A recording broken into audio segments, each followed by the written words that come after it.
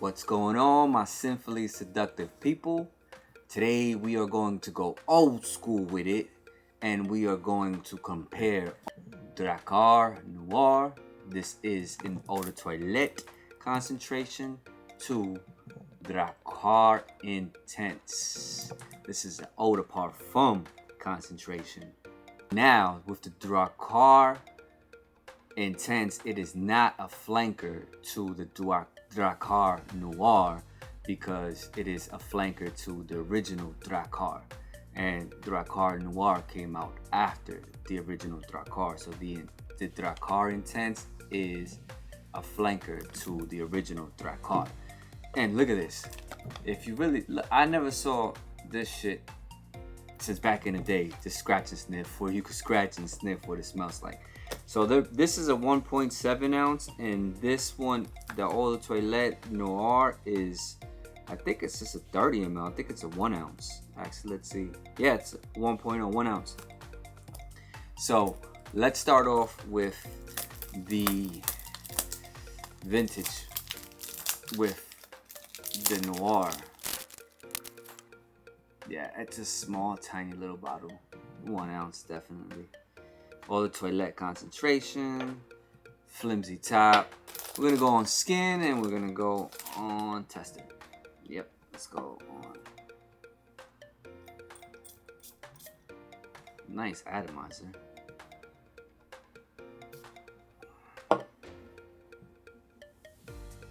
Okay, so in the air, soapy, clean, aromatic, barbershop, really nice, really within that barbershop fougere genre.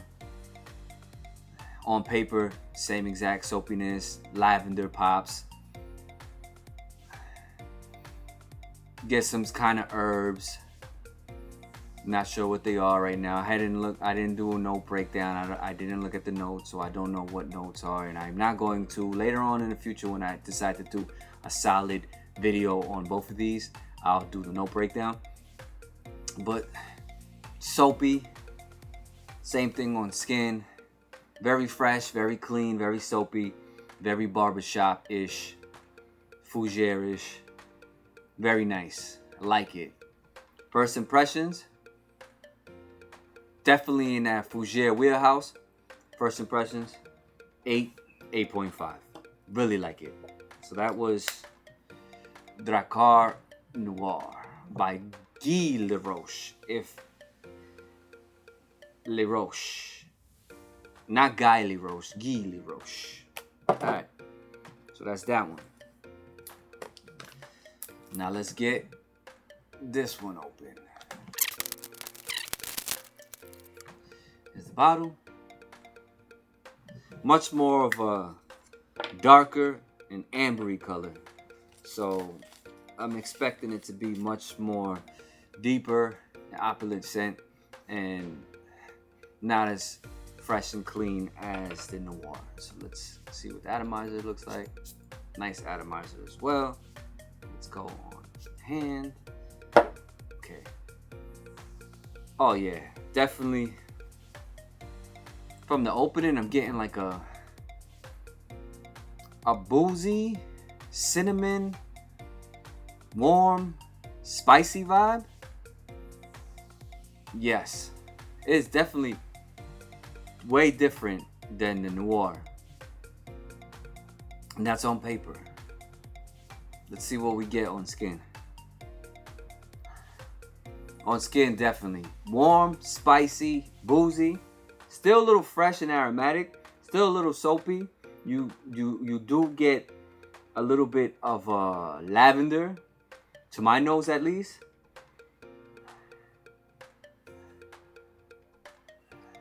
Hints of the drakkar and drakkar noir DNA, but more spicy, more ambery, boozy-ish. Don't know if there's any booze in this formulation, but overall good scent too. It does have the aromatic fougere vibe a little bit, but with a slight twist, with a more warm, spicy, ambery feel. But it is changing. The lavender is starting to come up more, at least on my skin. So it's leaning more aromatic fougere-ish. Wow. I mean, beautiful. I like both of them.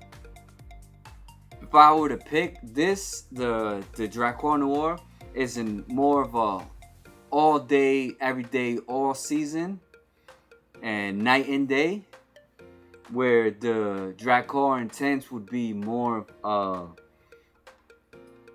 fall, winter, and spring, but not too much in the high heat, but more evening scent than all year round and daytime.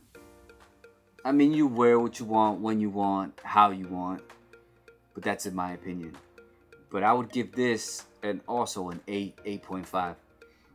Really like both of them. So that was my impressions on Drakkar and Drakkar Noir, Drakkar Intense and Drakkar Noir. Get your nose in them. If you're into aromatic fougères and you're into that barbershop style DNA, I would suggest getting your nose on these. Until next time, follow us on the quest to smell the best. Stay blessed. Peace.